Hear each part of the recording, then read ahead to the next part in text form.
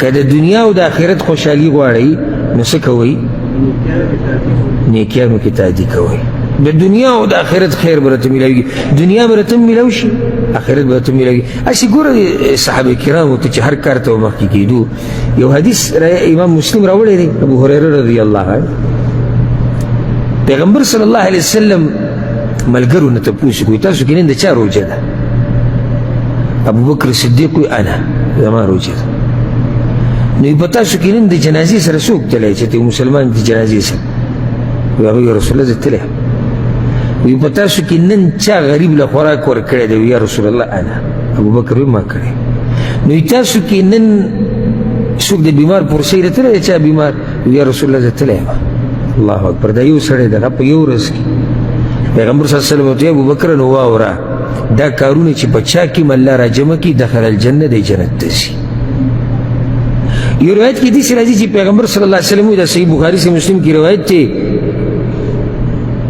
چې څوک مونځ والی هغه ته به د جنت د هغه دروازې نه آواز کېږي چې هغې ته باب الصلاة ویلی کېږي، مانځه والا دروازه. جهاد والا باب الجهاد، صدقې والا باب الصدقه، روجې والا باب الریان. یعنی کم عمل چې چا ډېر کړی دی په هغه دروازه به ورته د جنت آواز کېږي. ابو بکر صدیق پاڅېد، یا رسول الله دا خو صحیح ده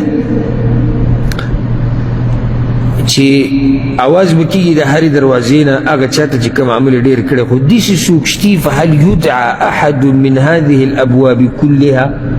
داسې څوک شتي چې د ټولو دروازو نه به ورته آواز کېږي؟ پیغمبر صلی الله علیه وسلم ورته نعم داسې شتي او ابوبکر ته په هغوی کې. ولې؟ دعاګانې غوښتې؟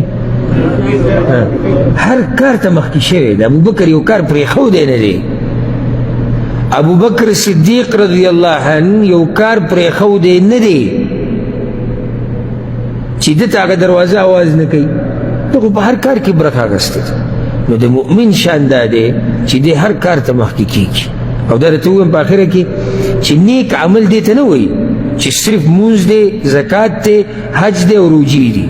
یعنی د عامو خلکو ذهن کې دا دي چې د سبا نه به مانځه له زور ورکړم او زکات له او روجو له او حج. نه، دا دی او د دې سره زه دا نه یم چې نیک عمل دی، دا دی او د دې سره د بیمار تپوس کول، تادي کوه په دې کې، د ګاونډي سره ښه کول په دې کې تادي کوه، د قرآن تلاوت په دې کې تادي، د هغې یادول په دې کې تادي، فقیرانو مسکینانو سره مرستې کول په دې کې تادي، د الله په لار کې مال لګول په دې کې تادي کول، یو چا سره ظلم کېږي د هغه تپوس کول په دې کې تادي، د خپلو بچو له دیني تربیت ورکول دا عبادت دی په دې کې تادي کول، جومات جوړول آبادول دا نیک عمل دی په دې کې تادي کول، او بیا علم ازده کول دا عبادت که نه؟